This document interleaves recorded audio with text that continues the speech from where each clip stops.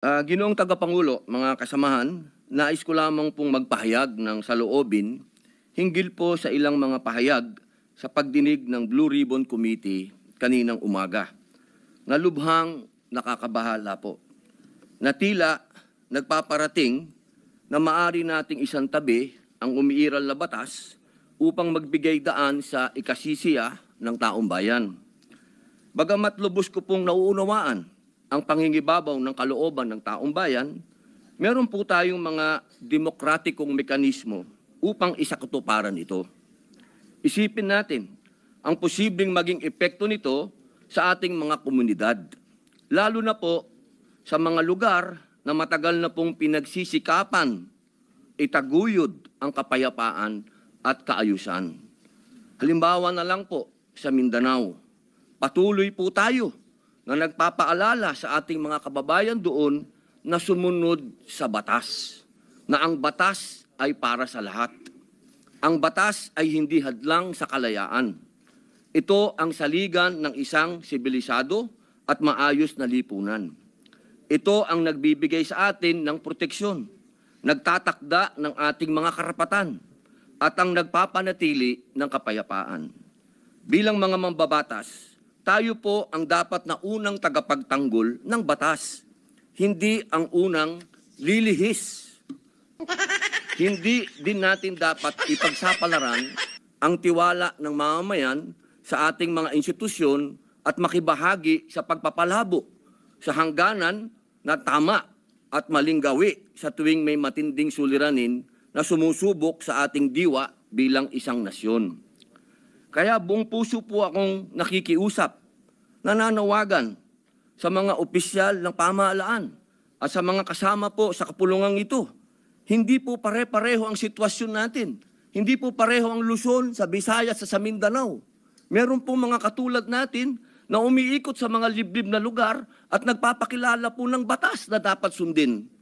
Napakalulungkot po kung ganito ang ating pagbibitaw ng mga salita na we can bend the law.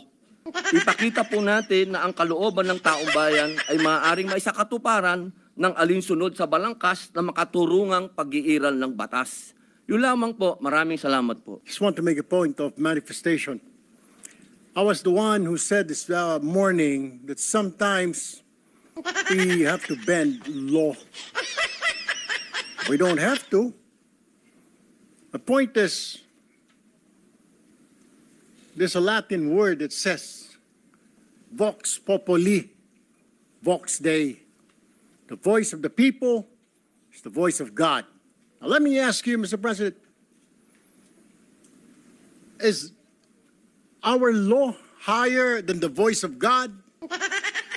Is our law higher than the voice of the people? Mr. President, the law is supposed to protect the people. What we are asking, Mr. President, is the return of the value of good faith. I understand, Mr. President, what the gentleman from Pampanga this morning was saying, that it is not a requisite to return the money na kinuha po ng mga kontraktor, ng mga kumita po sa flood control project, Mr. President. Tama po yun, hindi po. At meron pong prosesong sinusunod tayo na kailangan sundin. Pag gumulong na yung batas, hayaan ng korte ang magsabi, Mr. President, tens of thousands of people went out last Sunday. Narinig ko po. Hindi ko po alam kung yung makasama natin narinig. Narinig ko po yung sigaw ng taong bayan. Ibalik ang pera namin. Malinaw po. And I was asked by a reporter, by an interview, your comment. I said the message is loud and clear, Mr. President. Ayusin natin sa gobyerno ang ating mga trabaho. Iwasan pong mahulog sa korupsyon. The people are demanding that these people, contractors, DPWH officials, including politicians who made wealth kumita po sa flood control na kung maaari isoli nila ang kanilang ninakaw sa bayan. And I think that is the right thing to do. Ang problema kasi, Mr. President, kung susundin natin ang batas, alam naman po natin ang pagdinig sa ating bayan ay buwan at taon ang inaabot. Baka pagdating po sa dulo, wala na pong makuha ang gobyerno sa mga taong ito. My only point, Mr. President, is the people were asking, the people are demanding. Isole yung pera na ninakaw sa kanila. Meron po tayong batas. True enough, Mr. President, I don't disagree. There is a process. May proseso, tama din po. Paano naman po yung sigaw ng taong bayan? How can we pacify the clamor, the anger of the population, Mr. President? I have no answer. My only answer, Mr. President, is isoli po ninyo ang inyong ninakaw. No ifs and buts.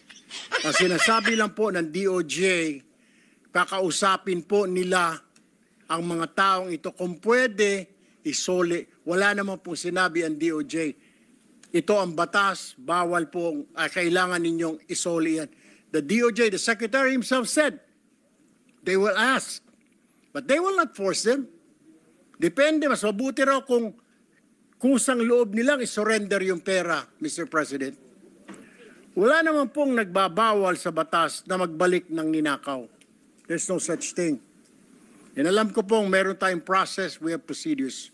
But my only point is, Mr. President, whether I'm right or wrong, I stand to the wishes of the public, of the Filipino people, ibalik ang perang ninakaw sa kanila.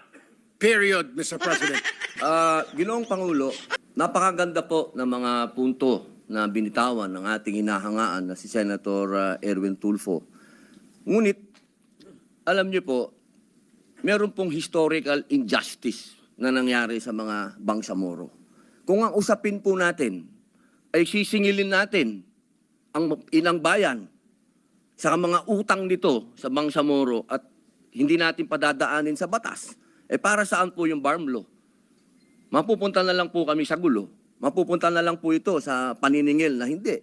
Ganito lang, kailangan magbayad. Kailangan ngayon na. Kailangan po dumaan tayo sa proseso. Ang atin pong saligang batas ay malinaw na nagsasabi na may due process. Kung ang argumento po natin ay makikinig tayo sa sinasabing ngayon na. Teka muna po. Marami pong maliligaw. Katulad po ng mga kasama nating artista, halimbawa, sinasabi nila, kung ganyan, wag na tayo magbayad ng tax. Paano po ang gagawin natin? Papayagan po ba natin na mga artista ngayon wag na magbayad ng tax dahil yun ang boses nila? Yun ang voice of God? Yun ang voice of the people? Ang gusto ng mga tao, lahat ng tao ngayon ayaw na magbayad ng tax. Dahil sa nangyayaring ito. Ang gusto ko lamang pong linawin, Ginoong Pangulo, tama po, naniniwala po ako na ang tao'y galit na. Dapat lang po silang magalit. Marami nang talagang ghost project. Ang dami na pong nangyayaring ito. Pero sana po, intindihin po natin din yung mga kababayan natin sa malalayong lugar na humahanap ng hustisya. Madami pong mga kababayan natin, katulad ng mga katutubo, na humihingi din po ng hustisya yan. Pero dinadaan po natin sa batas ang pagnanakaw sa kanilang mga lupain, ang pagnanakaw sa mga mineral resources nila. Pero lagi natin sinasabi, may batas tayong dapat sundin. Paano kung isang araw gusto din nilang ng anarchy? Gusto din nilang magkagulo? Gusto din nilang lumusob sa Malacanang, pumunta ng Mindiola? Yun po yung mga bagay po na dapat po natin ding isipin.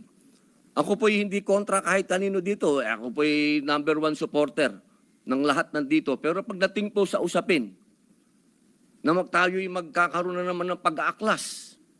20 taon na po ako sa Mindanao. Alam po yan ng kapatid ko na si Senator Mig Subiri na umiikot dyan sa mga liblib na lugar para kumbinsin ng mga taong sumunod tayo sa batas. Yun lamang po, mga senador tayo. Gumagawa tayo ng batas. Ang batas kailangan sundin natin tayo mismo. Yun lamang po. Wala naman akong gustong sabihin, kundi yun lang. Maraming salamat po. Hindi po kahit kailan nagnakaw ang Bangsamoro.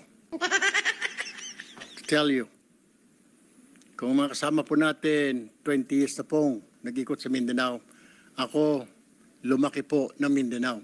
I've been to Hulo, I've been to Basilan, been to Tawi-Tawi, I've been to Marawi.